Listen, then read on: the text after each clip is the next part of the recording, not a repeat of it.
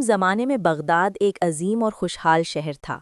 علم، عدل اور انصاف کی وجہ سے اس شہر کی مثال دی جاتی تھی، مگر وقت کے ساتھ ساتھ تخت بغداد پر بیٹھنے والا بادشاہ غرور اور طاقت کے نشے میں اندھا ہو گیا۔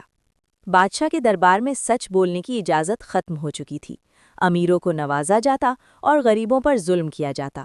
جو بھی حق کی بات کرتا اسے قید یا جلاوطنی کا سامنا کرنا پڑتا۔ قاضی بغداد۔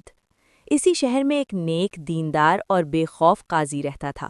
وہ صرف اللہ کے قانون کے مطابق فیصلے کرتا، چاہے سامنے بادشاہ ہی کیوں نہ ہو۔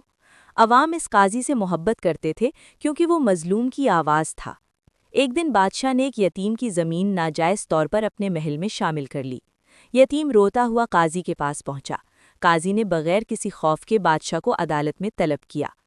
حق اور طاقت کا ٹکراؤ۔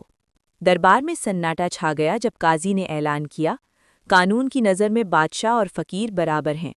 بادشاہ غصے سے کانپ اٹھا۔ کیا تم جانتے ہو میں کون ہوں؟ بادشاہ نے چیخ کر کہا۔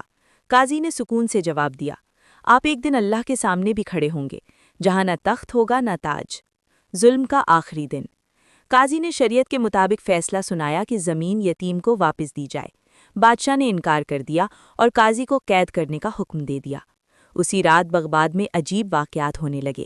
محل میں آگ لگ گئی، خزانے برباد ہو گئے اور عوام سڑکوں پر نکل آئے۔ لوگوں نے نعرے لگائے، ہمیں عدل چاہیے، ظلم نہیں۔ بالآخر بادشاہ کو احساس ہوا کہ طاقت ظلم سے نہیں، انصاف سے چلتی ہے۔ اس نے قاضی کو رہا کیا، یتیم سے معافی مانگی اور زمین واپس کر دی۔ انجام۔ قاضی نے کہا، آج بغداد بچ گیا، ورنہ ظلم کی بنیاد پر کھڑی حکومت زیادہ دن نہیں چلتی۔ اس دن کے بعد بغداد میں عدل قائم ہوا اور یہ دن ظلم کا آخری دن کہلایا۔ سبق۔ ظلم وقتی طاقت دیتا ہے مگر انجام تباہی ہے۔ حق کا ساتھ دینے والا کبھی اکیلا نہیں ہوتا۔ اللہ انصاف کرنے والوں کے ساتھ ہوتا ہے۔ اگر آپ چاہیں تو میں